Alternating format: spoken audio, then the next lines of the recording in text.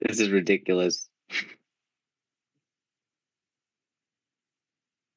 I don't know what I'm doing wrong here. Okay. All right, now I can hear myself. That's cool. It's better than before. Affirmation, are you able to request the mic? I'm not inviting anyone. I think inviting people may be screwing it up. I don't know. Okay, I see requested. Approve. Okay, that worked. Yeah, I'm just not inviting anyone. I think that's the problem. Let's see if I can send the link out. Yeah, try to get Ofego back. Yeah. Okay, let's see. Copy link.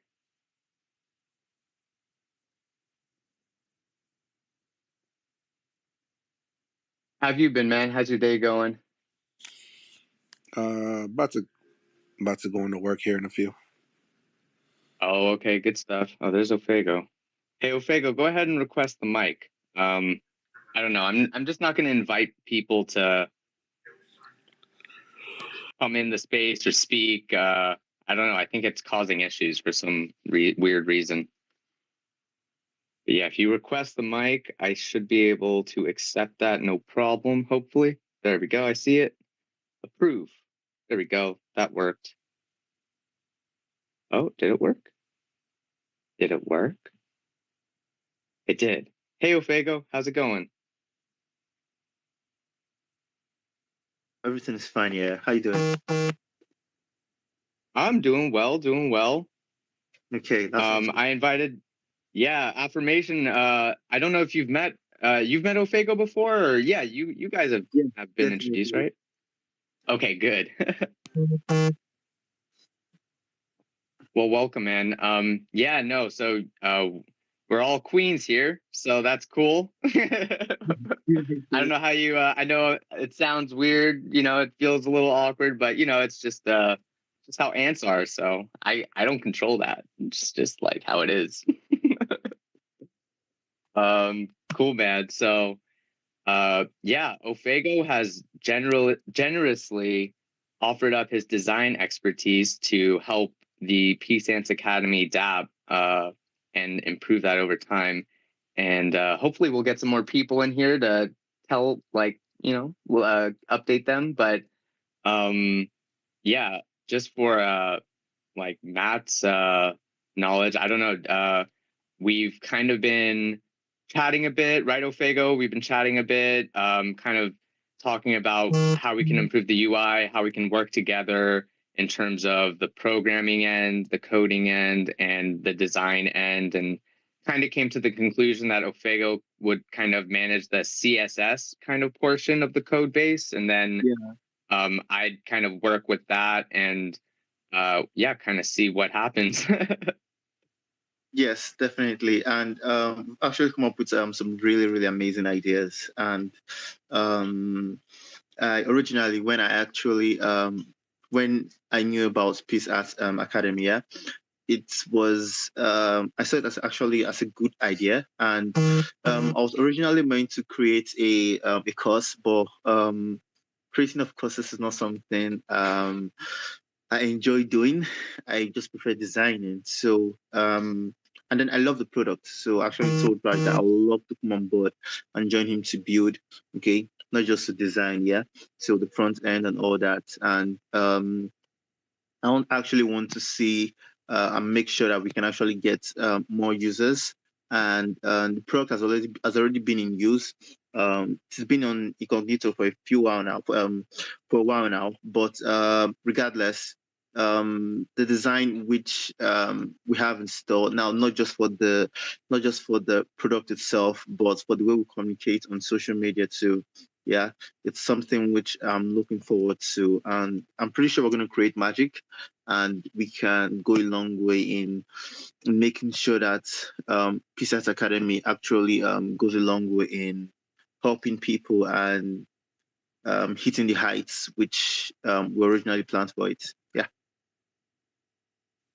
Heck yeah, man. I feel like we got magic coming our way too. Yeah, no, this it's I'm still working on the bug that I think I may have to do a little redesign on the contract. So it may take a little longer to get that going, but is yeah, so that's kind of unfortunate. But yeah, I think it does give us time to kind of make the UI like super cool and user friendly, and uh also going to have the addition of profiles, so you can review people. You can like basically mint a profile and then review people if if you take their class or you teach someone else. You can give a recommendation or something like that. So yeah, I was affirmation. Did you want to talk a little bit about your experience on the DApp, like maybe improvements that you thought could be made, and maybe your experience? And hey, Infinite Orbiter, welcome. Hope you're doing well. I see. Oh, okay. Oh, okay, okay. Is it what is Infinite Orbiter? That's Lee. Well, feel free to come Yeah, up. that's Lee. That's you. That's Lee. Yeah. As far as the DApp, I think, from my honest perspective, the UI can use some some TLC, but that's why you brought Ofego on, which is great. And I've seen his work. It's very, very professional. So I'm looking forward to seeing what you guys put together. Even though he's not like a developer, like I think the two of you together can, figure out the, all the obstacles you got to do to get through it. Because I could recall working on the how to make a DApp class that we did. And Raj, you're very persistent. You have a lot of perseverance. So I have no doubt that the two of you will come up with something great.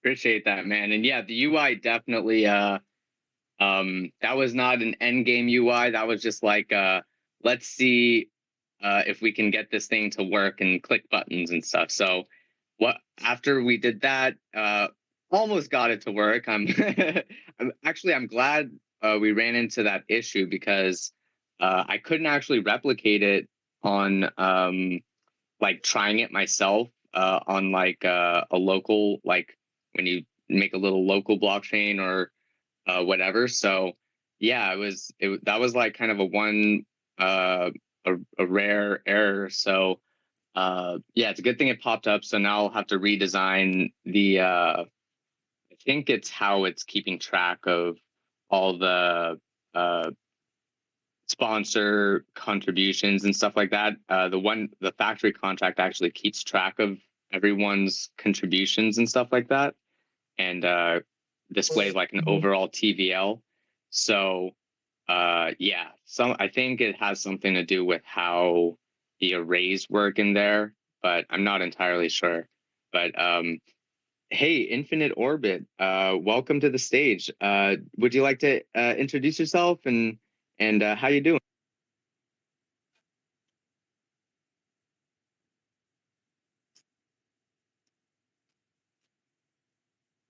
Hi there. Sorry about that. Cordless headphones getting terribly tangled up. Thank you very much for inviting me up. Good evening, all. Good evening, all. Just Good evening. Thanks for coming. no. I'm sorry. I'm a bit late.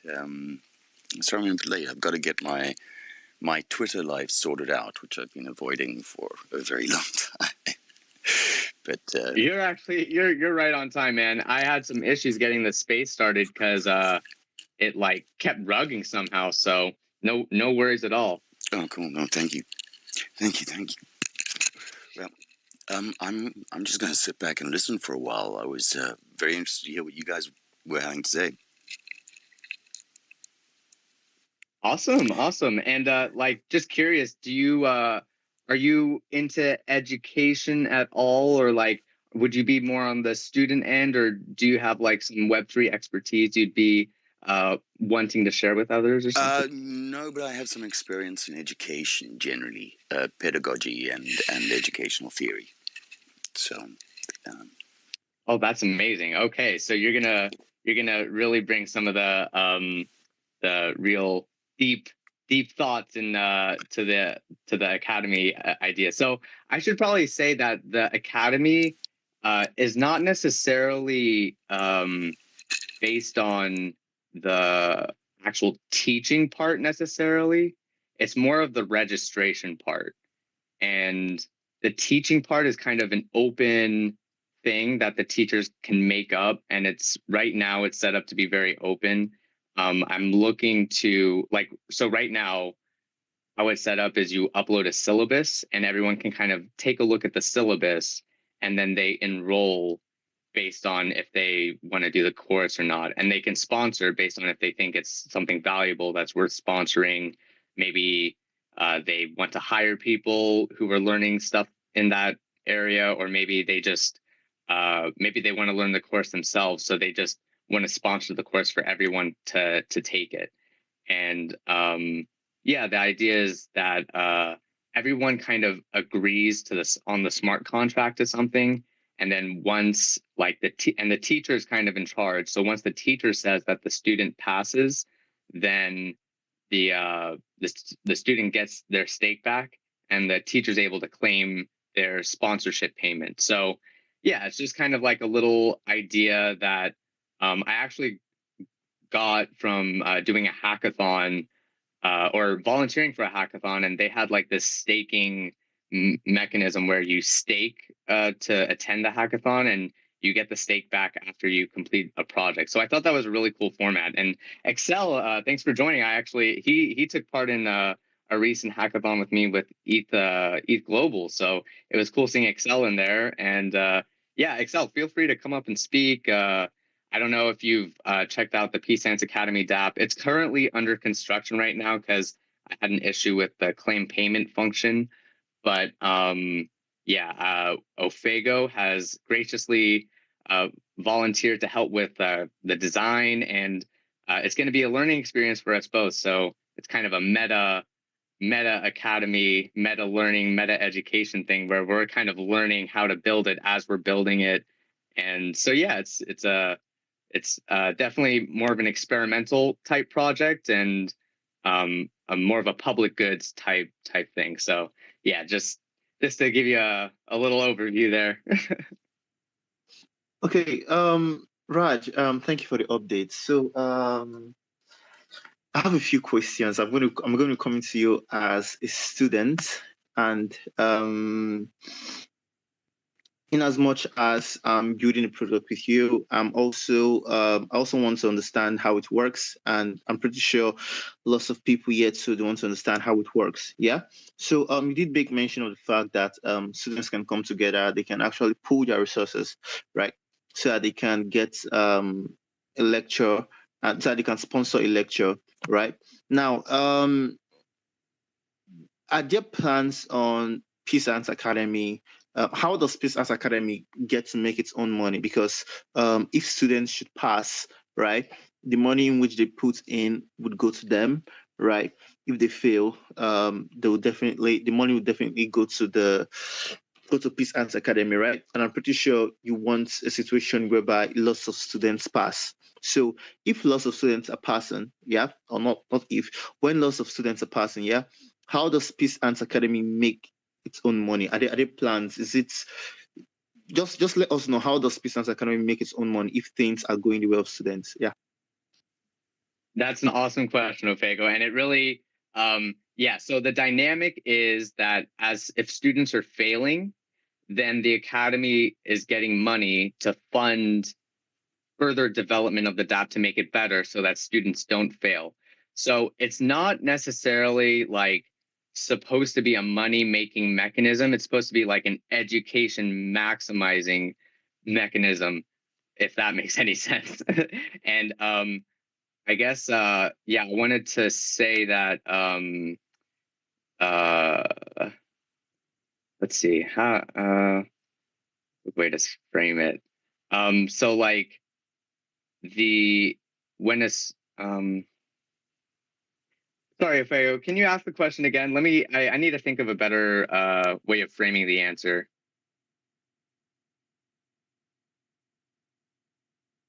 the monetization, I think, is what he was on about. How is it actually going to become profitable? Right. So, as a public goods thing, it's that ideally it gets funding through public good grants, and so it's not. And then there's also potential for advertisements on the platform, but yeah, uh, those mechanisms are primarily where the income would come from. And then, oh yes, there's definitely a like for the student ID. The idea is to use Ethereum attestation service for that, and with that, you can create a smart contract that can check if, say, if you want to charge for students to have an ID, say it can be a quarterly or annual fee to be able to review teachers and other students. Maybe that could be an extra charged feature. That could be another source of income.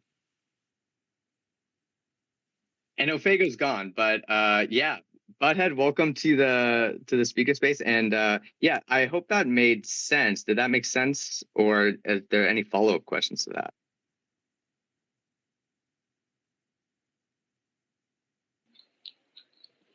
Hey guys. What's up, Butthead? Welcome, man. Thanks.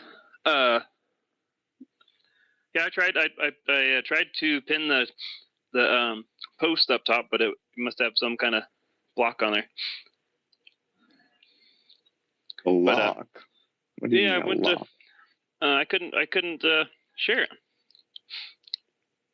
Huh. Just so I thought it'd be easier for people to share it. But yeah. So are you actively engaging and trying to get grants, or is that a down the road thing? That's more of a down the road thing. I wanted to do that. I wanted to do that like sooner because I did like make the first kind of round of the DApp, but as I made it, I realized, you know, there's some nice improvements that can be made to it before I yeah, no, the grant process could be done, but it's really just a time thing. So it's like I need to I'd rather focus on getting like the DApp functioning again and then applying for the grant, because I don't like having the DApp like in a non-functional state. That's where funds could help, man. I think the devs get stuck in this thing that they want to get to whatever point they have stuck in their head before they want to ask for help. Or like in my situation, getting rugged on all these NFT projects, you know, throughout the time. Like I think maybe like, you know, the community is understanding that we're in a crap market, you know, but just little bits of information like, hey, we're updating this, we're updating that would have been great. So I just, I know that you have a hard time like shilling your space, but you have a working product. You have YouTube's going. I just personally think you're selling yourself short. You're up and running. You have proof of concept. You need help, and I think that grants could help in your situation. But I completely understand if you don't. But that's just how I see it from the outside. Yeah, no, definitely. It's not like Gitcoin is. I've been looking at Gitcoin forever. It's just a matter of yeah, it's a time thing too. It's just like I do have to take a chunk of time and focus it on the grant process, and then usually when I end up doing that, I feel like I need to do more things on the actual DApp side to kind of do the grant thing. So yeah, it's kind of just like a balance. I like it's good to ask and put yourself out there, but at the same time, you want to be producing something that's valuable. You don't want to just be asking for money for something that's people aren't going to use.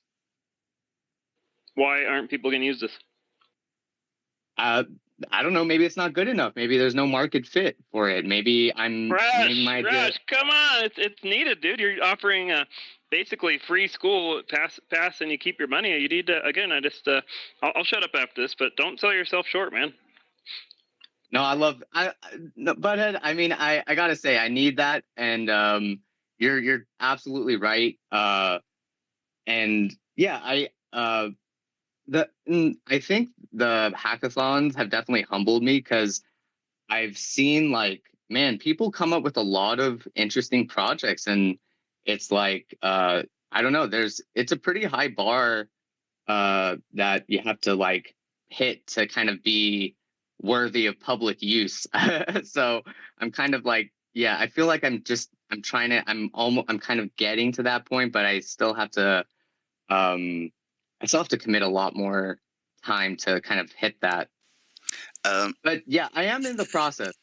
I think there's a little thought here that might sort of dovetail with your idea quite nicely. And I'm sorry, it's going to take a little. Let me tell you a story first. There's this person, female person, who has been tremendously successful in venture capital circles in Europe. I mean, she has raised, we are talking about more than $500 million.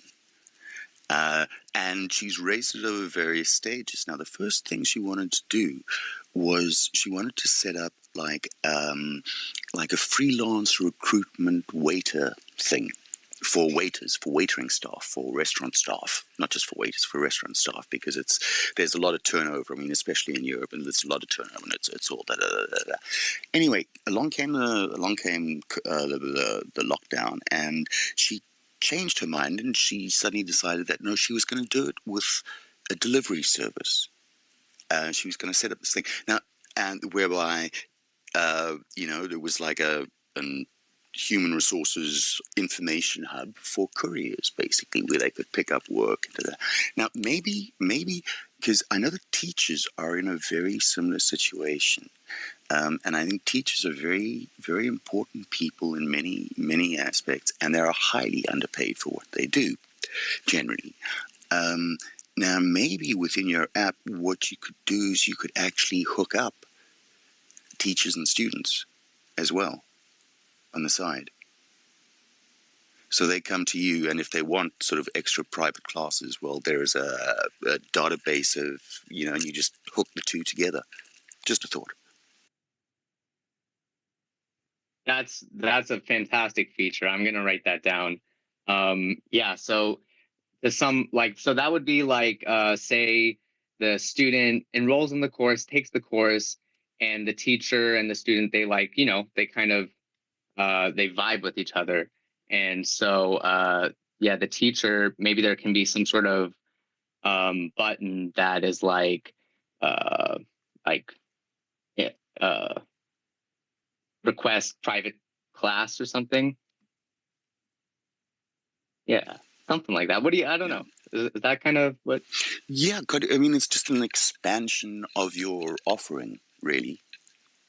Yeah. 100%. And it's so easy. It's just like a matter of they've already kind of built a little bit of rapport. So exactly. It's just a matter of an extra bit of contact or something. Exactly. Or schedule. Yeah, basically. Okay. Cool. Thank you, Infinite Orbit. That's a great idea. Yeah, that's going in the books. Yeah, and I also put apply for grants because I mean I have been wanting to do that. It's just kind of been on the back burner, but it needs to get on the front burner for sure. So yeah, for sure. And does anyone has anyone had any good experiences with any educational, what's like some of your best educational experiences just in life? Just open question. Real life experience, hands on. Yeah, hands on. Yeah. What is it? Failure. Failure's been my best teacher. Well, that comes, I think. Yep, that's probably the best way. Birth and death. But I think you gotta have success too. If all you learn is how to fail, like you just learn how to do it wrong. And witnessing you, Raj, like when we were doing that DAP, and you kept failing over and over and over and over, and then it finally worked. I think that's the key. Just keep going until you succeed.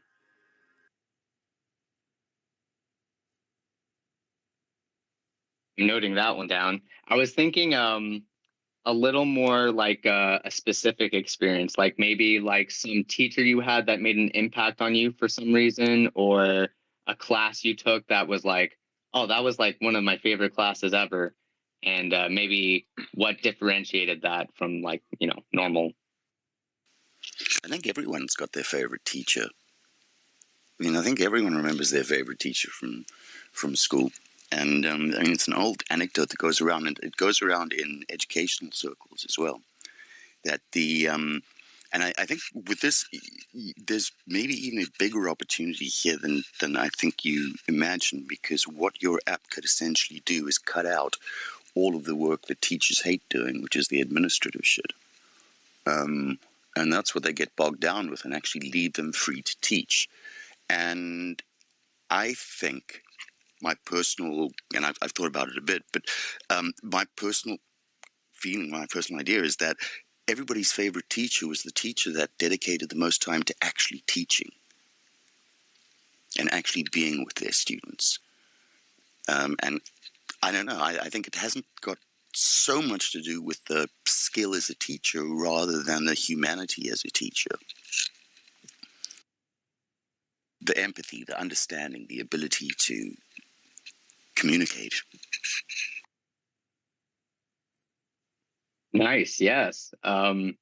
Yeah. So like, I can attest to that for sure. Like, I remember, it's kind of funny. One teacher, Miss Otsuka, everyone loved her because she was one of those very dedicated. She'd give you all of her time, and but it was kind of interesting because some people like didn't like that because everyone liked her. It's like she liked everyone, so she kind of liked no one in a way. I don't know. It's kind of a funny little ironic thing there. But hey, Butthead, you had your hand up for a while. I'm sorry. What's up?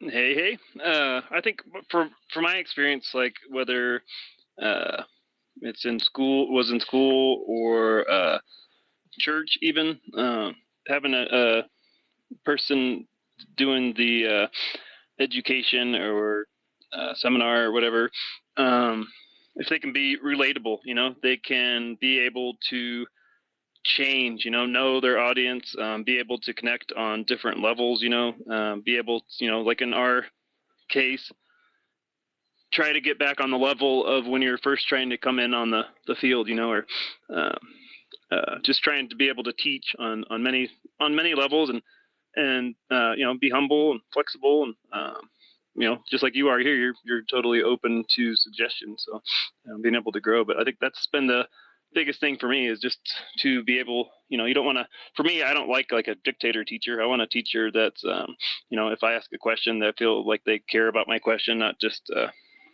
doing it because they have to, type of thing. But yeah, just being relatable is my biggest help with the learning. So I have a question on that. So my for the DAP, I was thinking of having like kind of like a Uber style, just a star system, and then kind of reviews where you can like kind of see the reviews and see like what people say. Do you think that would be kind of adequate, or do you think there should be like some sort of like nice meter, or like how nice or how strict they are, or some, I don't know, some way to quantify and display that? Do you think that'd be, or maybe some ideas for that? And you could have it both ways too. So you could have that for your teachers, but you could also have it for your students. Like this student's been here one time, 10 times, 100 times, or whatever. But yeah, I some kind of rating system. I can't put that one in a box, but yeah, I mean, it'd be beneficial. But I think a lot of people that come to Peace Antz are already down to learn, right? I mean, I don't know if this is down the road where you're searching for multiple teachers and one has more stars or not, but I mean, if people have taken the time to already come to your space, I think they're just gonna jump in. But I mean, it definitely wouldn't hurt if you can tell people beforehand, like, hey, this is going to be a rating system, and if you do good or bad, you're going to get a check mark or a black X or whatever. You could write my name on the chalkboard. Wait, what? You know, when you used to get in trouble, they used to write your name on the chalkboard and put a check mark next to Oh, it, and then oh shoot. Yeah, they I remember it I don't know, like if I think dunce caps were like, that's very old school, but they degrading as fuck too, dude. yeah, that's crazy.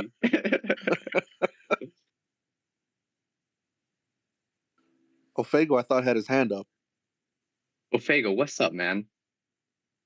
Yes. So I went off, and I have one more question, right? So what are the possibilities that a teacher will fail a student intentionally?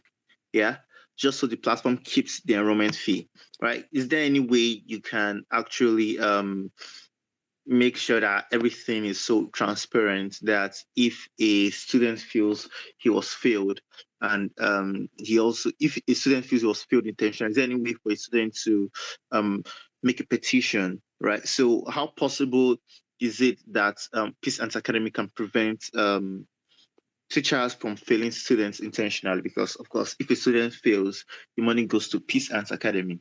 So is there a way to, are there plans to make sure that doesn't happen, or is there any way to actually make the whole process so transparent? Yeah. Yeah. So I think my idea was that they're like, it's more of an incentive thing. So teachers like can do that, but the reason for doing that would be kind of weird. Like it wouldn't really make sense to do that. The only person it would make sense to do for right now is me, because if I fail, then the money goes to the multi-sig, which I can like get out. But then if a random teacher is failing students, the money isn't going to go to them. So they're not really getting any benefit. They're only going to get hurt from the student being pissed at them that they failed for no reason. And then they will review and be like, hey, what the hell? Okay.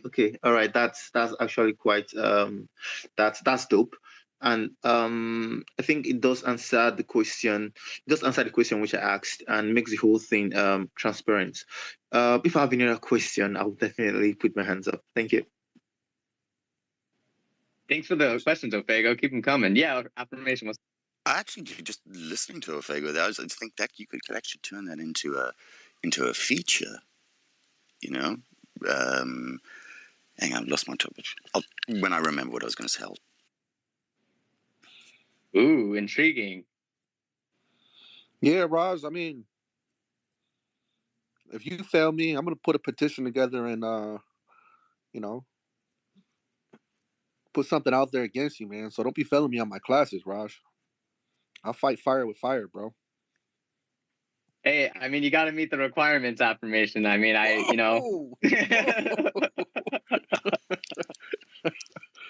Whoa! No, I've been I think I've been to all your classes, your nephew's class. It's interesting, man. It's interesting seeing this concept, and I'm really interested to see where it leads to. The thing I remembered was, if a teacher fails, one of the beauties actually of this entire thing is that you could offer multiple marking, and that a student isn't necessarily restricted to a single teacher to get their paper evaluated. They could have, theoretically, they could have a choice of any teacher there, or they could open up to a number. Yeah, no, it's like the idea is that it's kind of like a course, like a market competition of courses in a way. So like courses are going to compete with each other for attention and for students to enroll in them, and the teachers are going to be like, oh, I'm the best teacher, so enroll in my course and sponsor my course. And I think the hard part I think is going to be in the sponsoring. So creating that relationship where the sponsor's comfortable giving money to a teacher to teach a course for their thing or something like that. So it like another way it could be used is within a business. So say you have an employee and you can sponsor your employee to train another employee or to teach onboard to get people to onboard people onto your platform or something like that. So it could be used within a company or something like that as well. It's not I don't know. I hope I'm not confusing you.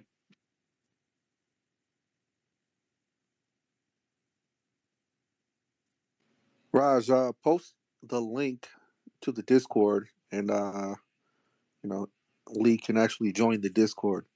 Yes, the concept is kind of hard to understand and explain, but once you actually go through a course through the website, like, you actually get the process. I had a little bit of a difficult time understanding, how Peace Antz Academy actually worked until I went through a few courses. Now I kind of understand it.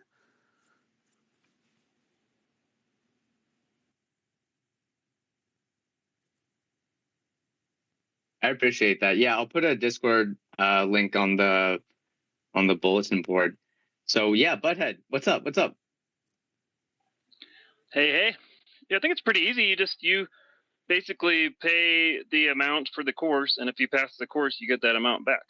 But I wanted to say that I commend you, Raj, for your efforts. That everybody that's in this space knows Michael Saylor, and that's what he's been pushing for is this free education. It's what a sham, the education system, just like the rest of this old school traditional finance. So I mean, it's awesome that you're doing that.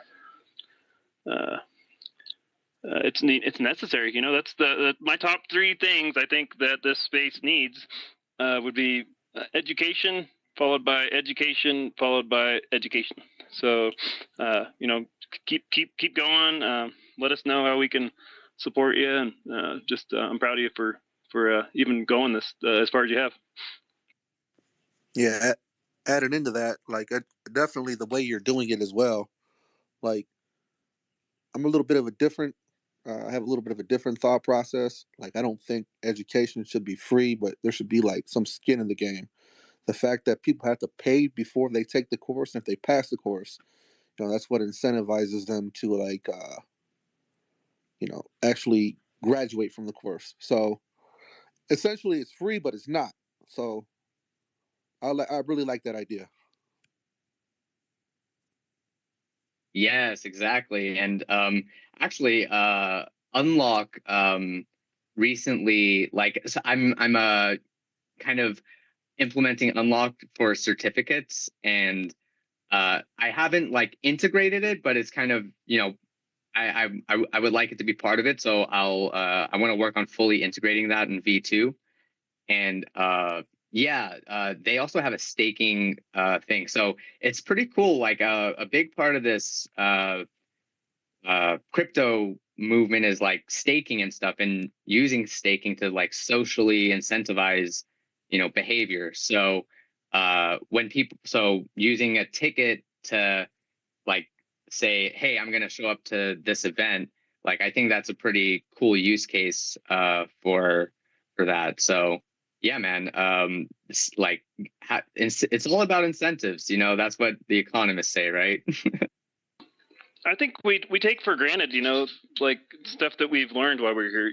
I remember I got into Harmony One, and I think it took me, I can't remember if I learned MetaMask or staking first, but both of them were equally complicated for me. I mean, you're having even like how people say, even people that move their money off the exchange are like still like only like 3 or 4% of the 1% of people that are here. So teaching staking, teaching how to put an RPC on MetaMask and all this stuff we just take for granted. Especially, I'm sure it gets harder for you, Raj, because you're like 10,000 times more advanced than I am. So I mean, but for me, the average person, just these simple things we take for granted. I mean, I had to watch I don't know how many YouTubes before I felt safe staking my Harmony One. It's like, is this person reputable? Is this wallet reputable? How do I download it? Why do I do my keys? What the heck are keys? All that stuff. Just I think it's just super valuable. Little stuff. I don't know why.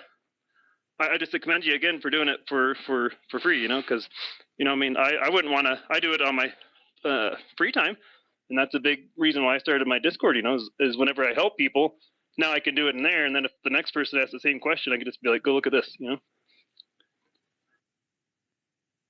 Definitely. And yeah, man, thank you for providing that such a great resource for free, and you providing all your time for free. Because yeah, like I see you, I see how much coordination you're kind of bringing to the harmony space. So yeah, definitely props to you on that. Like it actually encourages me too to kind of keep at it and keep coordinating and keep trying to like bring people together. So thanks for that. And I appreciate what you say about education, because I think, yeah, like everyone kind of talks about it too. It's like, yeah, we need education. We need education. I'm like, all right, let's do this. Education time. Let's go. It's time. So yeah, and getting this feedback is really like it's gold. It's definitely, it's probably some of the most valuable time I can spend. So thanks for spending your time with me on the space. And yeah, it's not over yet. Just thank you. Yeah. So I guess like one question I have, maybe for affirmation for Matthew, is there like, how would you explain the Academy adapt to someone like who that like didn't know about it? That's a good question. It is a little difficult to explain the concept of it, but I guess in a nutshell, I would recommend going on and actually registering on the website and navigating through it. Perhaps, I don't know, I could work with you on it, whatever, but perhaps we could draft a white paper or some type of light paper or some type of explanation of exactly what Peace Antz does. Uh, um, like what I'm noticing right now, like we were trying to explain to Lee, and it's hard to explain to him. So I don't know, maybe we can put together the brilliant minds. I know how it works, but it is hard. It is difficult to explain. So we can get the brilliant minds together and develop some type of, explanation, so people aren't like people have a good understanding of what it is they're registering for when they're registering for these courses. Right, right. And I think it's also hard because the court, like it's more like the DAP is more on the registration side, not on the course like content side. So when I say academy and stuff, people are thinking about like, oh, what kind of courses do you have on there? But I'm like, no. You have to like make courses on there. Yeah, so you got So obviously there's two sides to it. You can be the teacher or you can be the student, and anybody can go on and actually develop a course. And you could it's pretty simple. You know click and you schedule your course. But then when if you decide to do it live or recorded, whatever, you just got to come up with your actual course. Which right. Raj has been asking me when I'm going to make a course. He wants everybody to make a course.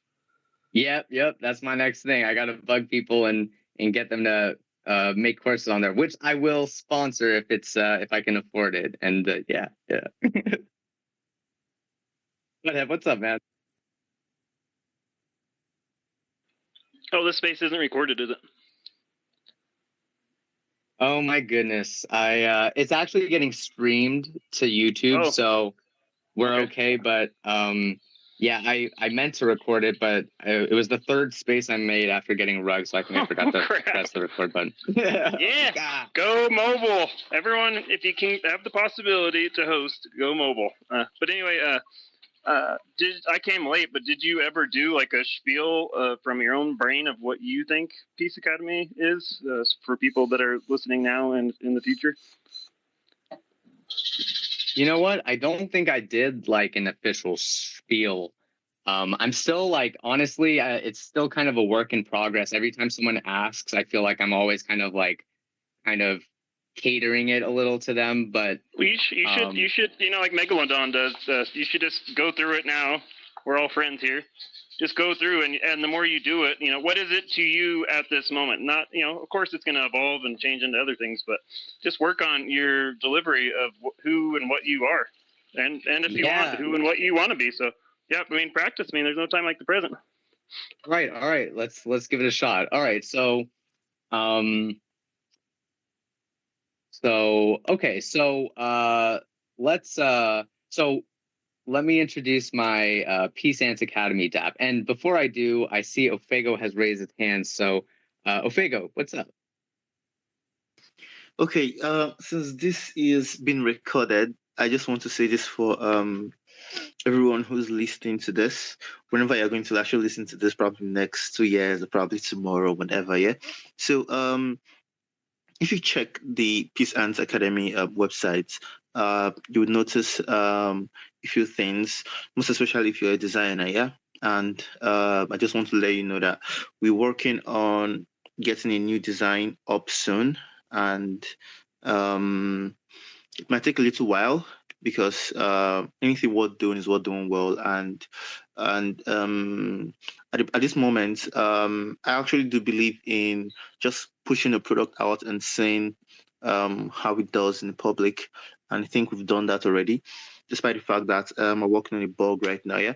But we're definitely working on a new design, and we've also gotten feedback. So that's why this Twitter Space too is also important, because we actually get feedback of users, so it can help us to get along with the design.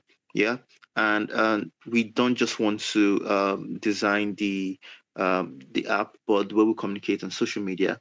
Yeah, I just want to tell you all that we are looking forward to creating magic, and we really do hope that you guys have a nice experience. It's not just having a beautiful design, but you guys also have a nice experience. And those of you who have actually given out ideas and opinions on features and how the academy should be built, yeah, we've taken note of it, and hopefully we would actually build and design it to everyone's liking and can be transparent and cool as we all want it to be. Yeah, so I just wanted to put that out. Definitely. Thanks, Ofego. And yeah, it's gonna be I would really like it to be sleek and sexy and professional looking. So rather than it's not like it's bad now, but it's just a very basic SketchUp right now. So, and it's not even up to access on my website right now, but I can send anyone a link if they want to just check it out, press buttons or whatever. Actually, speaking of which, Butthead or Affirmation, I think one of you still has some funds on the Academy, free Matic for registering for the course, but I'm not going to actually start that one because of the bug. So you may want to unstake that. It's just 3 Matic, but let me see whose address it was. Yeah, so the spiel, I think it's good for you because I know that you go back and listen to this stuff. So it doesn't matter, it's not the beginning or whatever. You'll hear it and you'll be like, oh crap, I forgot this, or I can improve that. So the more you say it, the easier it gets. Yes, sir. Yes, sir. Okay, real fast. It looks like it was the address 9EB1 was the last 4 digits. So I think it was you, Butthead, but I'm not entirely sure. I'll send you the link to unstake that though. But okay, so let me go with the little spiel here. So Peace Antz Academy. So it's basically a DApp where teachers, sponsors, and students can well, shit. All right, that's not really okay. It's basically a DApp where teachers can create courses and choose the price they want to get paid, and sponsors can come in and sponsor the courses.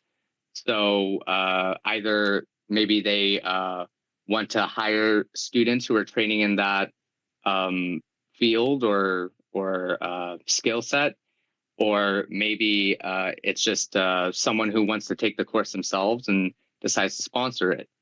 And then you also have the students who have to stake to take the course. And then if they pass the course, they get the stake back. But if they don't pass the course, the stake goes to Peace Antz Academy to further develop the DApp. And I should say too that the reason that you don't really have to worry about all the students passing and the academy not getting any income is because of human nature. Human nature has a tendency for us to get excited about things and then kind of forget about it and move on. But the academy kind of tries to pull against that and keep the student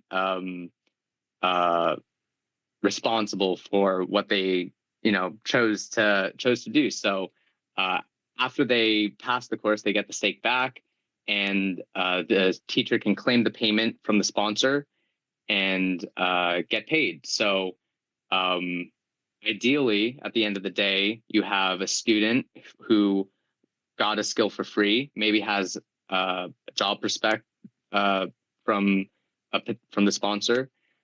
You have a sponsor who has the street cred of sponsoring a course and who has the contact of the teacher to get more in touch with the student and possibly hire them or hire them for a job or something like that. And then the teacher is getting paid what they want to get paid, so they don't have to be held to a certain curriculum and they're like teaching out of a textbook. They can actually teach things they want to teach, things they're passionate about, and you can have this on like many levels. It can have experts, you can have beginners teaching other beginners, and it's kind of an open review system. So the idea is to kind of have an open kind of course marketplace where you have lots of courses and lots of options for students to get a free education that actually is like meaningful because sponsors are willing to pay for that. So it's like it's trying to mix in the decentralized finance with education. Wow, that was a lot longer than a quick elevator pitch, huh? Yeah, but you did it, so you can listen to it after that. And then does it matter? Is it multi-chain or? Yeah, right now it's just on Polygon, but it's basically in Solidity based DApp, so it can go on any EVM chain.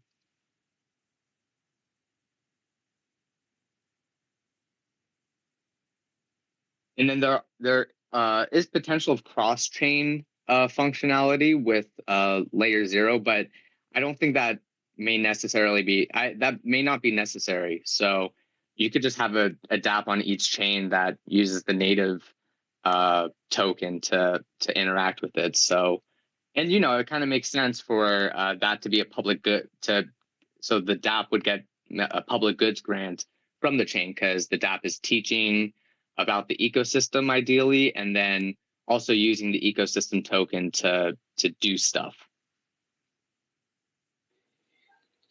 I can try to give my outside perspective spiel if you want, but I don't know. Yeah, I'd love that. So yeah, I've done 2 courses with Raj, so I have a little bit of experience. So here would be my spiel-ish from the outside. So Peace Antz Academy is an educational experience. It's enabling new users and enabling teachers to educate more in the Web3 space. It's multi blockchain. You pay up front, but if you pass the class, you get your funds back. I don't remember if there was any. Oh yeah, you also get a certificate whenever I did your cousin's course. I got the certificate, so I don't know if we got one for doing the DApp, but that'd be something else to you also. I actually owe you a certificate for that. See, you're do the teachers get certificates too? It's totally up to the teacher. yeah, because the teachers kind of they make the course up whatever they want. So the So teacher could do they get one from you? Maybe. I mean, I would do that right now for the first few teachers that taught a course on there. I'd be like, oh yeah, this guy, this is all, you're like one of the first teachers. You get a certificate or award for that, I mean, or something. That might go with your ratings thing, right? If they have more certificates, then they'd have more experience in Peace Antz. Well, the ratings thing is actually, it's kind of like I would say think of it like Uber or something. So like after you take the course, then you kind of rate them, and then that kind of like goes on their profile.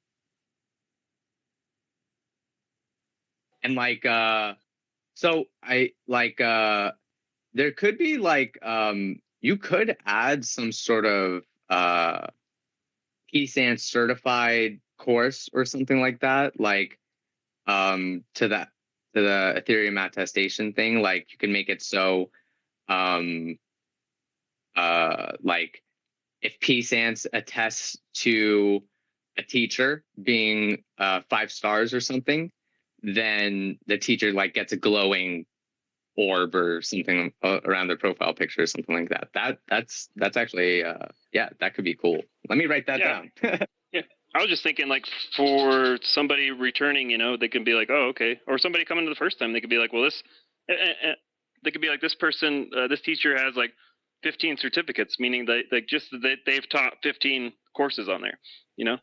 I wouldn't want, I don't know if you're going to go through and do every course or whatever, but you could even just give them just a placement, or whatever, some kind of basic certificate, so they can, so that the people come in, just a way to what do you call, vet or rate from the, I don't know what you call them, customers or students, I guess. Students come into your platform. That just might be just a different idea.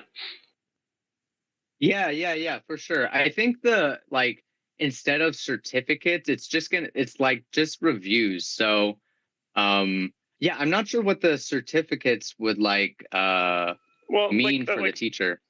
Well, say like your nephew comes and he does one every week, and then he'd have 52 certificates. So someone come and be like, wow, he has 52 certificates, and then you have someone that you don't even know that's done one or none, and they don't have any. Well, I'm going to go to the guy that has 50 instead of one or none first, because they've done it before, So I would just think, not knowing anything else, that the person with 50 would be more beneficial. But yeah, no, for sure. So I mean, that I think when a teacher teaches a course, that can be kept track of. So you can like keep track of like how many courses the teacher teaches, or at least you could say that, or how much the teacher has been paid through the DApp, so you could see how much they've made. Yeah, there's other ways to do it than creating a separate certificate functionality, I think. But I think, yeah, the certificates are good for integrating, like after a student passes or something, then they get like some certificate for that. Like, yeah. you could give them NFTs, you can give them check marks, you can give them black boxes, you can give them smiley faces, whatever, just so people can be like, this person's been top 50 Peace Antz classes, whatever system like that, But or you don't. I mean, I'm just giving suggestion. Yeah, no, that's definitely what one of the things I'm thinking about is like, what should it look like? Kind of the review system is like just seeing like maybe the number of stars out of 5, okay, or but that's having to create a whole system where you could just however you wanted. If you didn't want to do certificate, you could do smiley faces, any kind of Peace Antz NFT, or you could give them your pizza NFTs or something. Just give them, just so you could just go in there and just see. Maybe it's bad, maybe they're bad, but at least they've taught. Like, I don't think they'd be there, but just for a person returning, if somebody had, you could tell that they taught 50 classes, then I would say, I mean, I don't know. To me, it'd be a valuable thing, and you don't have to have a rating system and a star. How are the stars gonna go up? I I guess if the student gives stars, then you can average it like on Amazon when you go to buy something, I guess, right? So after you're done taking the course, you'd have to give them a 1 through 5 star, and then it just average it out above their name or whatever. Is that what you're thinking?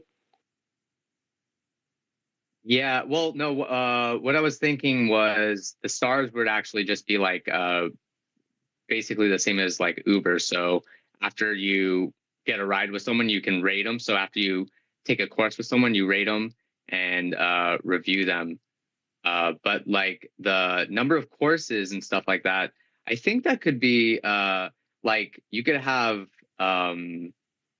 like that could be taken into account in like how much the teacher has earned on the platform. So you could just have a thing like that, like, oh, this teacher, like just a number, like, oh, this teacher's earned, you know, $10,000 on this platform. So they're very experienced. You know, you can see that they are probably a good teacher. Do all the classes cost the same amount? No, because the teacher's setting the payment for each course. So then you have an expensive teacher that might suck ass, and you might have a cheap teacher that's the best in the world. And right, so you'd be able to see that. You'd be able to see, oh, this teacher is an expensive teacher, but they have very low stars, so they got very bad reviews. Okay. That's a good point though. Having displaying kind of you could even, like, I don't know how it's set up on there, but even if it had like a little number on there, like on our little pictures you see on this space, if they just had like a number of how many courses they've done, you know, something real super simple, whenever people could just, they don't have to go spend any time, they can go through just on their little profile picture, it has a number or something like that, you know. Right. Rank maybe data as well.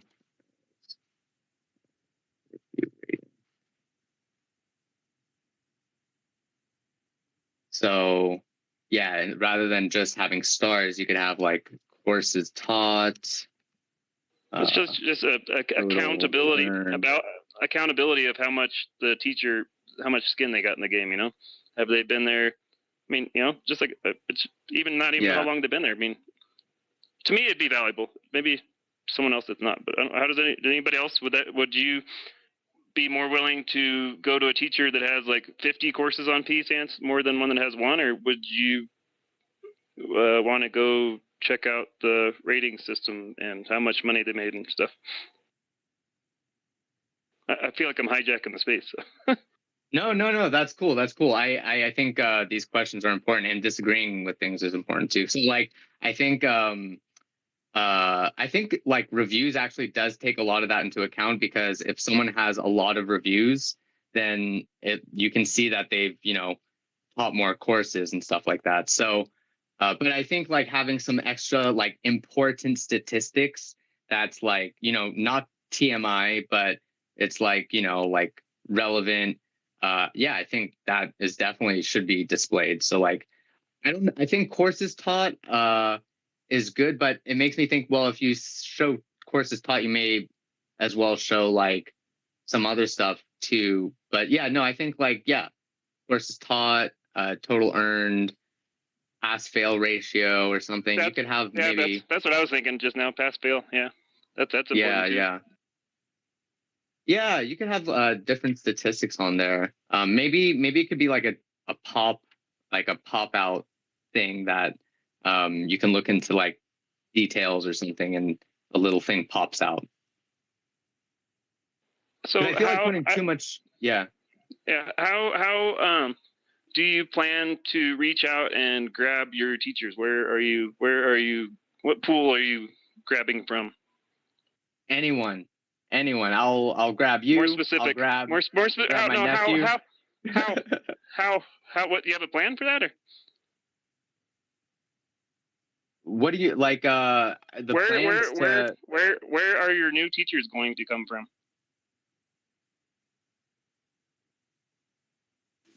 Adverts. Adverts. Yeah, maybe adverts. Yeah, like I mean, just like how like you just ask people, right? It's kind of a one-on-one type deal, I would imagine, to get it started. And then once people start catching on, then it should, I mean, like word of mouth is the best marketing. What's up, Ofego? Okay, so I think both had actually asked a really good question. Yeah, it reminds me of the story of Udemy. So when Udemy, when they were starting out, um, they wanted to get teachers, but they didn't have students, and they could not get students because the teachers which they had were not well. What's the word I'll use to describe it? They felt the teachers were not worth listening to. Yeah, so and they couldn't get the teachers to record themselves and then put it online because, of course, they were proud. Like, why would I actually just record myself and just put it online on your platform? So what they did, yeah, at the beginning was I heard this story. I've never verified the place. What they did was they got the teachers and then they got the students into a room, right? And then the teachers taught the students, and Udemy recorded those lessons, right? And then uploaded it on Udemy, right? And those videos were as those videos were uploaded, um, they were able to get students to come and pay to watch those videos on Udemy. So that's why how they were able to get students, right? And from then they were able to get more teachers because students were already on the platform. So this question is more like the hen and the egg, who came first? So how do you plan on getting teachers? I'm not saying we have to go through the what are they calling it now? Through the route of Udemy, right? I'm not saying we actually have to put out ads. We don't necessarily have to put out ads at the beginning. Yeah. Just as Raj said, word of mouth is actually quite good. Yeah. So Raj came to me to do a course on design because I'm a product designer, yeah. And it actually does make sense. I've known Raj for more than a year now, right? And I've worked with Raj before, so that does make sense. So if he wants to get someone to do a design course, I'm definitely the person for him, right? And Raj has been a community guy. So if he actually wants to get students, as far as the course is online, yeah, he can actually get students from the Discord community, which actually put out. And if the students actually see that the course is good, word of mouth has actually started, right? And then also, damn, I was going to say something else. Shit. Well, anyways, you get the gist though. So we don't necessarily have to do ads, and we don't necessarily have to go and pick out. We don't necessarily have to go and pick out teachers from somewhere, right? We've definitely worked with other people, right? So if you actually want to do a course on coding, right, you can actually find someone who you've worked with to actually do the course on coding. So this is something which this is a product which you're building, and the truth of the matter is, right now you actually have to build it with your own money, right? Oh, Excel wants to speak up, right? So you actually have to build it with your own money, and you actually have to spend money on ads when there are people around you who can actually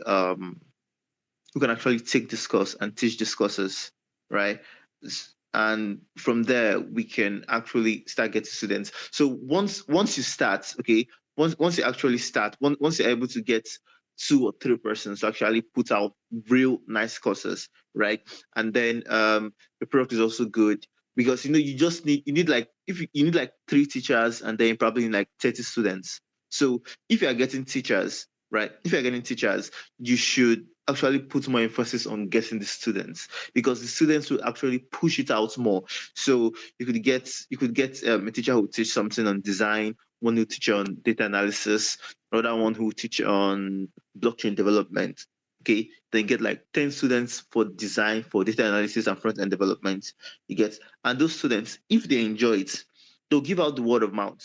They'll give out the information to other people, and then other people keep on coming in. Of course, it's easy to actually talk about it, but an evidence of Raj actually putting in effort is him coming to me to do a design course because I'm a designer. Yeah, so I'm going to stop now. one of the traditional problems with adult education is the turnover rate. In that, and this is, I mean, this is definitely adult education. You're talking about courses, working people, basically, is the turnover. Because I think what you're going to find is probably similar in the majority of adult education, is that the majority of your students have commitments above and beyond that of the course. And those are family commitments and work commitments and life in general. And what happens in educational institutions is that they generally try and avoid adult students in private education because of this turnover rate, because they don't complete the courses for one reason or another, or their attendance is generally very low. So that's something that you're going to have to contend with, and it's something, but it's something that's quite nice. I mean, you're using. I really like what you said about using the human nature with itself in a way, in that they're actually paying for the course up front, which is their commitment, and that is I think it's something that you could possibly, if you're looking for sponsors, it's something you could make a point of. Because I don't think anybody else is actually doing that. But it's a nice point against this trend in adult education.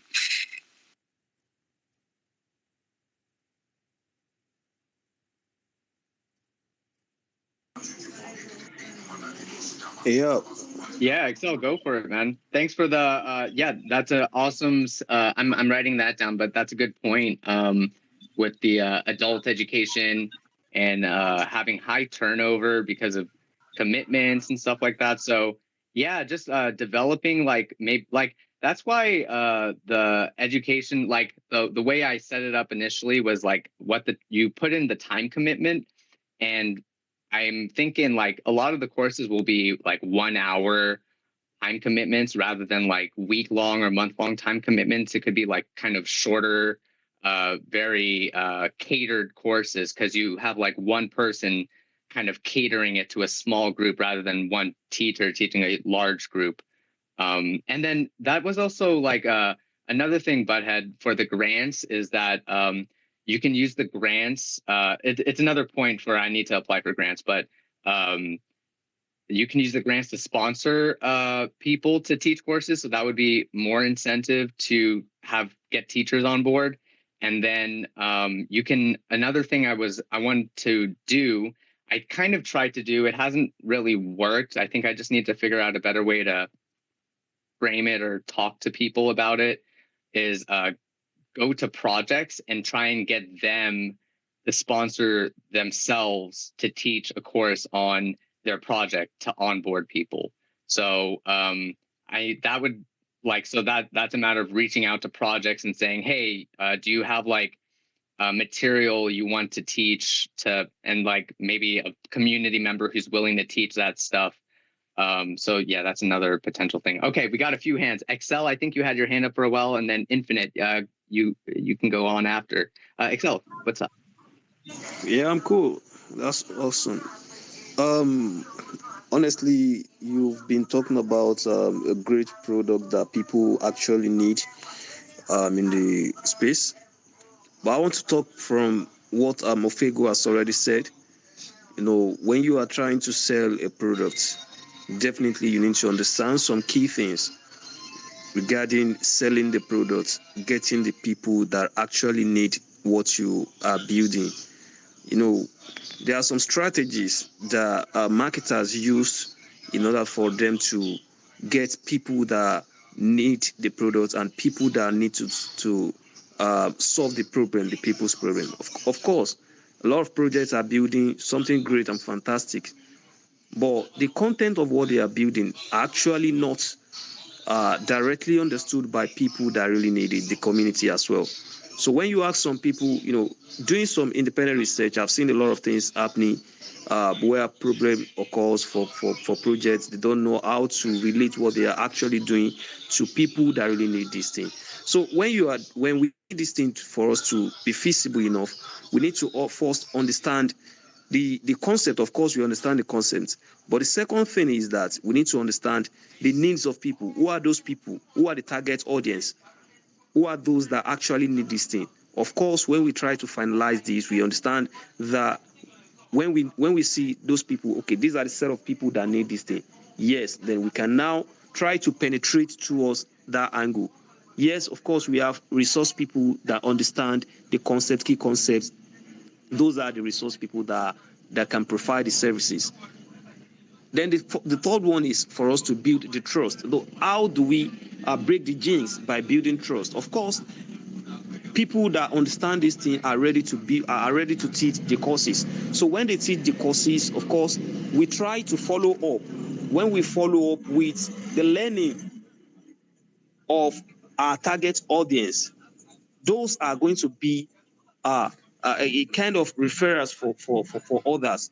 When they say something good about, when they bring out good reviews about what we are, the solution we are providing for them, of course, it's still going to help a lot in that regards. Then the fourth one is that we need to reach out to projects, building something great, fantastic. Of course, come to our platform, let people come directly to learn what you are actually building. Of course, these are the strategies that marketers use in order for them to draw people's attention, to catch people, and to also enlighten people. Of course, then we also need to build something called a good relationship. Of course, interpersonal relationship is very important in whatever you are doing. So when you build a good relationship, build relationship between the course creator, of course, then you build relationship between the course creator and the target audience.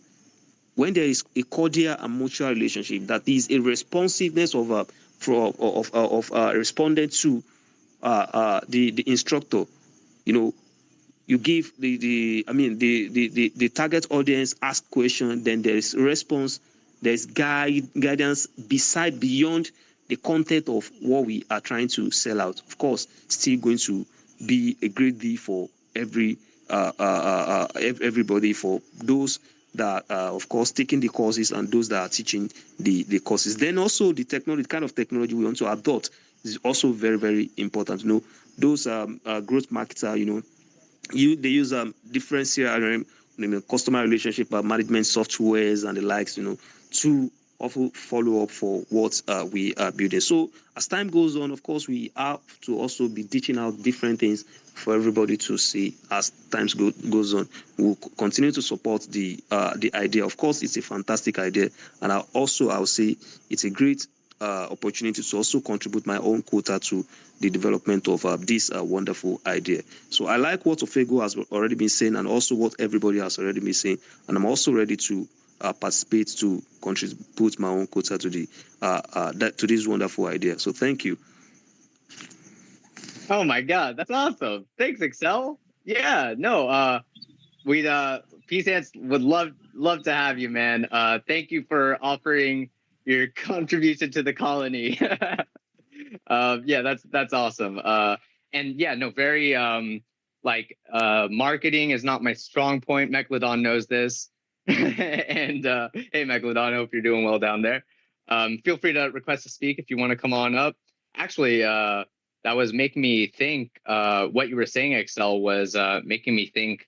I wonder if Friends Tech is a good, maybe something to look into integrating with somehow, because maybe their market kind of matches the Peace Antz market audience. But I don't know, just a little thought. Yeah, Infinite, did you still want to say something? Yeah, I think there's something that could cover off a couple of things, because I think there are a few. I mean, when you talk about education, there are a few kind of big questions that come up, and I know you're talking about smaller, like more personal contact, But one way to boost accreditation, you've either got to do this through two routes. I mean, you've only basically, your courses have got to have some kind of accreditation to them, or some kind of weight to them, some kind of meaning to them. And I think there's a very easy way to do that. That is going to result in a little bit of income for Peace Antz, and a lot of material, and that's just to approach the publishers of educational material in these sort of areas. And it's not even a question of collaboration. It's these people want to sell the material, and they will, so what you do is you have this material available on your site for both teachers and students. And there's a lot of really nice educational material out there. And to have it all available on your site would be amazing. On your app would be amazing. And I think you could get it done for free. Wow. All right. You are coming in with serious suggestions, man. I really appreciate that. I'm writing that one down too. So the courses, they will need some sort of accreditation, some sort of publishers. So like, yes. Imagine, yes, like the books, the publishers that supply universities with the textbooks on the topic that one of your teachers is teaching. But as many as them of them as possible, and they're all going to say yes to you because you're just a shop window for them. But what they are for you is credibility and high-class materials. Got it. Okay. That's a great suggestion. I'm gonna look into that, and so maybe it could be like a resource for teachers to use. So like when a teacher is teaching their course, they can easily access it or something. Yes, they can decide to use a textbook, and they have both the student's version and the teacher's version. Online versions that are there, and online teaching learning materials are great because you can get self-correction and all sorts of things. But it just suddenly, instead of a teacher sitting there having to give a course and having to create the materials or have their own existing materials, which most of them probably will have in any case, there is also this library to choose from. That's okay. I got you. That's fantastic. That's a great idea. I'm gonna make sure to write your name down so you get credit for that.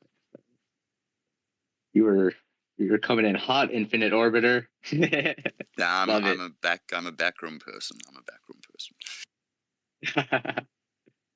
Well, I appreciate you coming on the space and backrooming it up with us. And so is there one thing I wanted to ask you guys or anyone, just like is there any UI experience, like a specific website that you have really enjoyed using and that's like you found is very easy to use, flows really nicely? Doesn't necessarily have to be education. You could just be like, oh yeah, Facebook is that's like my favorite. What's your like most your favorite UI? In terms of like complex stuff that I don't like doing, Deutsche Bank. What's that? Yeah, it's a bank. The German National Bank. Oh, yes. So you like their UI? You think they have an awesome UI? Their app, yeah.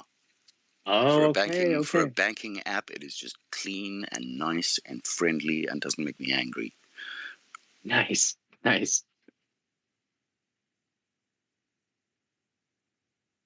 writing that one down. Any others?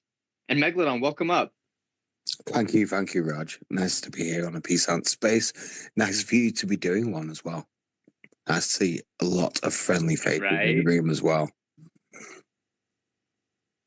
Thank you, man. Thanks for joining. Yeah, it's been forever since I've gotten the space going. So, thanks, Butthead, for inspiring me to get it going again. Megalodon, we do have our space coming up. So if anyone's interested in talking about optimism and Hedera, we're going to dive into kind of the technicals and maybe the getting some tokenomics. Who knows? Megalodon and I can go all over the place, but we love to chat. So yeah, definitely come in on that if you're curious. But the Deutsche Bank, that's an excellent suggestion. Megalodon, did you have any thoughts on that one, or?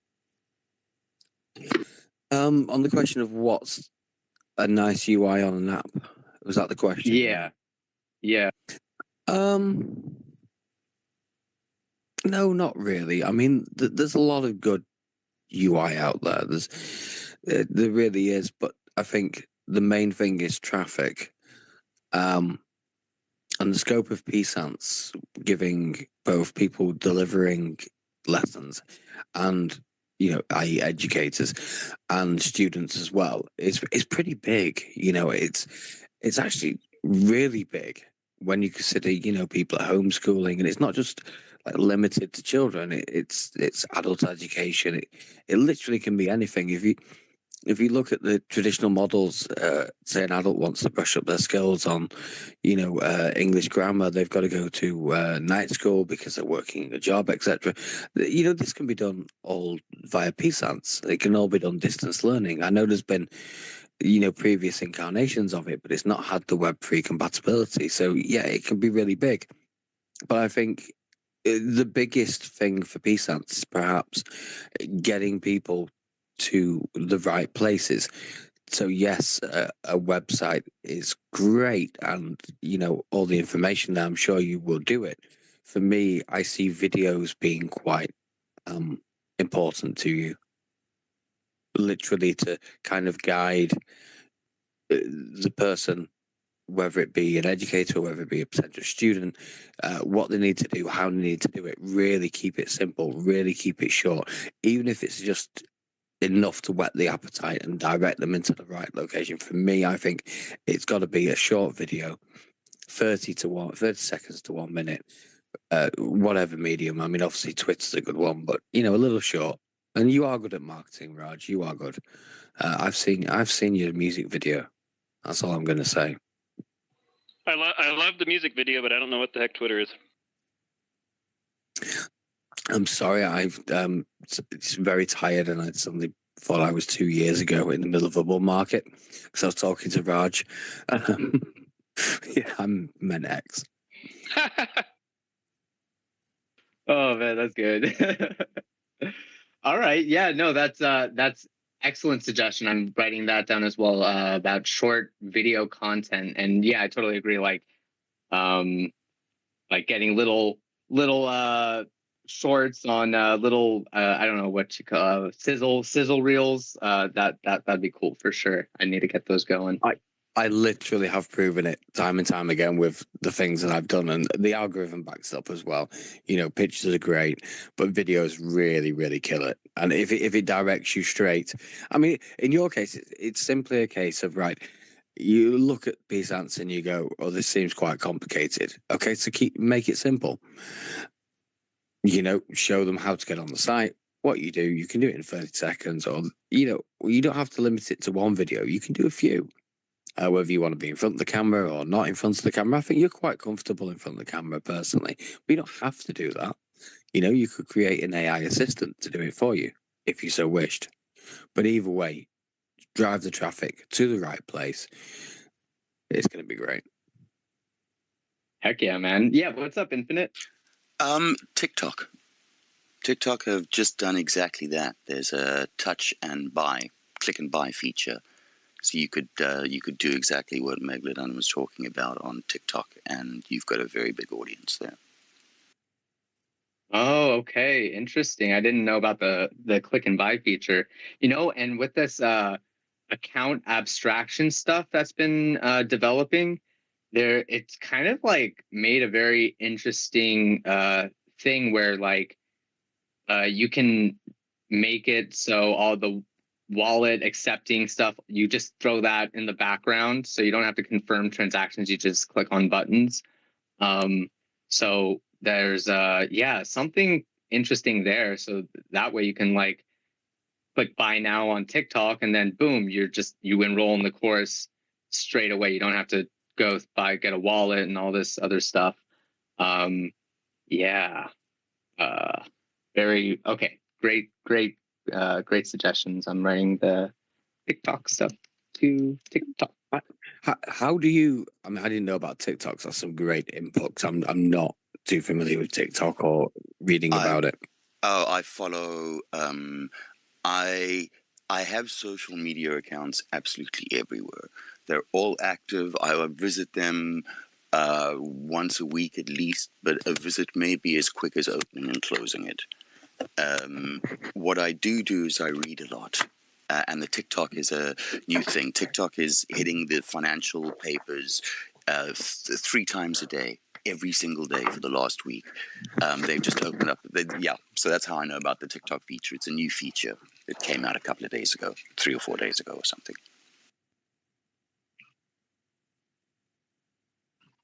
All right. I really cannot though underemphasize the reach of Peace Antz Academy through delivering educational courses. It really is huge. I don't know if you see this too, Raj, or but literally you've got a worldwide audience there. Each course can be unique. They say you've got a phone, you've got all the power in the world, and you can research everything, but finding that information is very, very difficult. If there's a shortcut there with somebody who actually knows what they're doing to deliver the information, it's potentially huge, in my opinion. And I can't invest in it, which annoys me. Have you? Yeah, I mean, you're investing your time, and that's really that's the most valuable investment. So thank you for that. Can you hear me okay? I hope you can still hear me. I can hear you fine. Yeah, I can hear you fine. Okay, cool.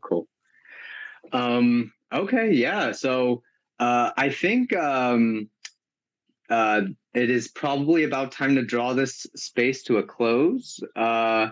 So I think we got some really great suggestions here. I'm going to ask ChatGPT to summarize. Oops.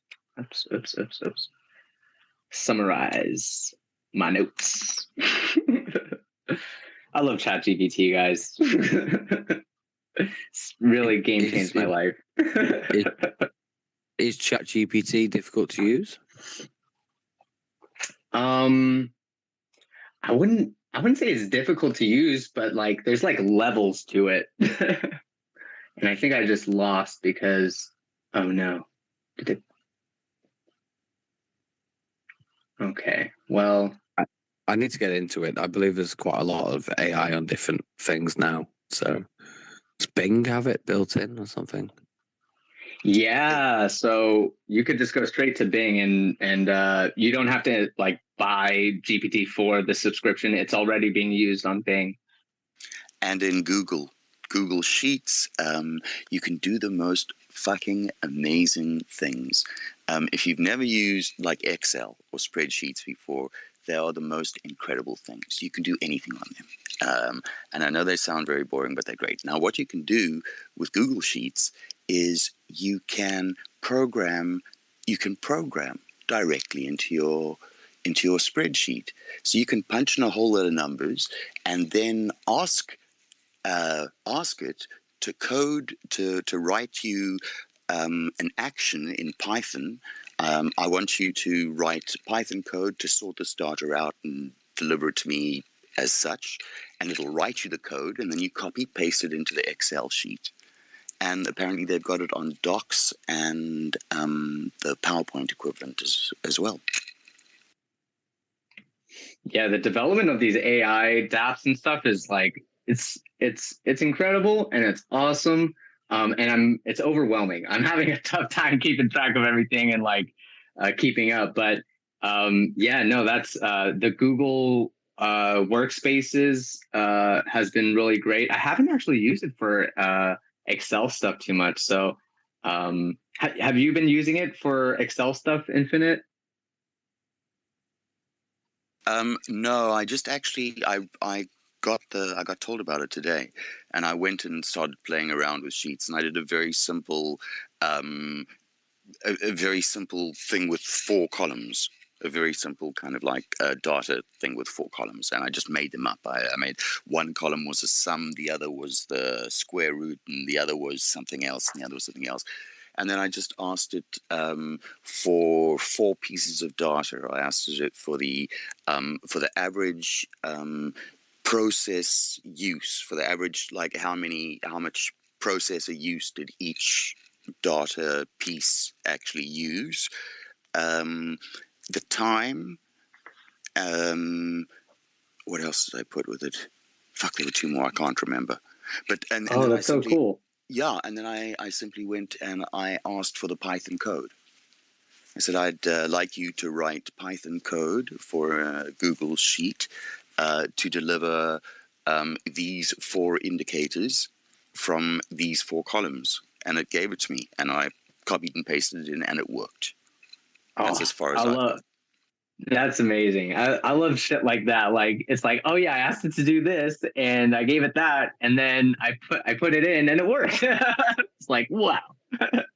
So yeah, it's a game changing thing. I'm actually using it to for the next space Megalodon and I have coming up in about 10 minutes.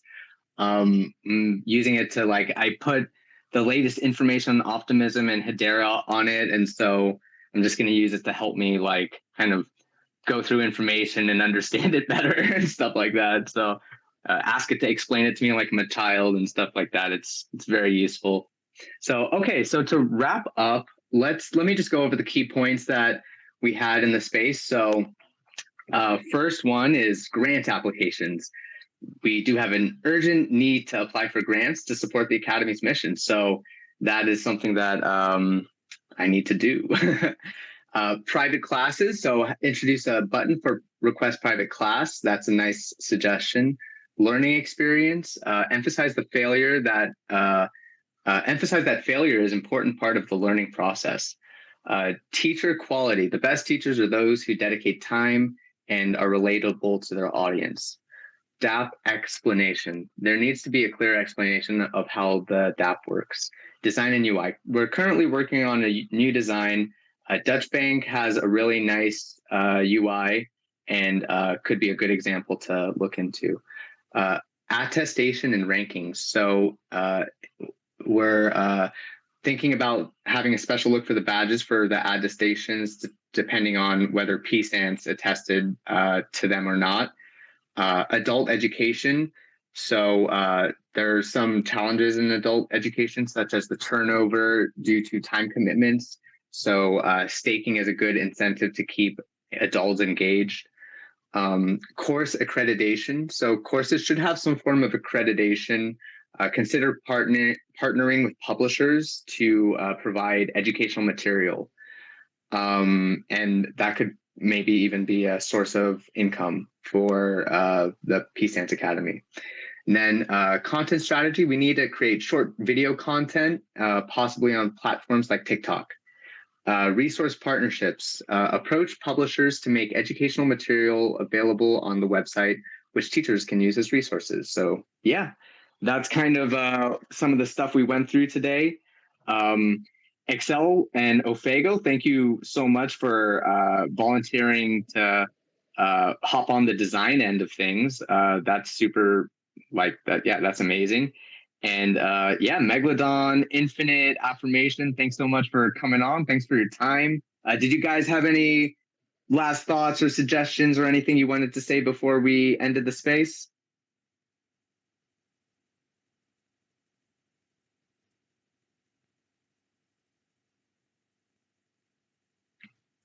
I think we're good to go, guys. So yeah, thanks so much for joining, and have a good rest of your week. Have a good Wednesday, and hope to see you in the space with Megalodon and I. We're going to be discussing optimism and Hedera, and feel free to jump in the Peace Antz Discord if you're listening to this. And the Discord link should be on the link tree on my profile as well. So hope y'all have a good day, and Peace Antz out. Later.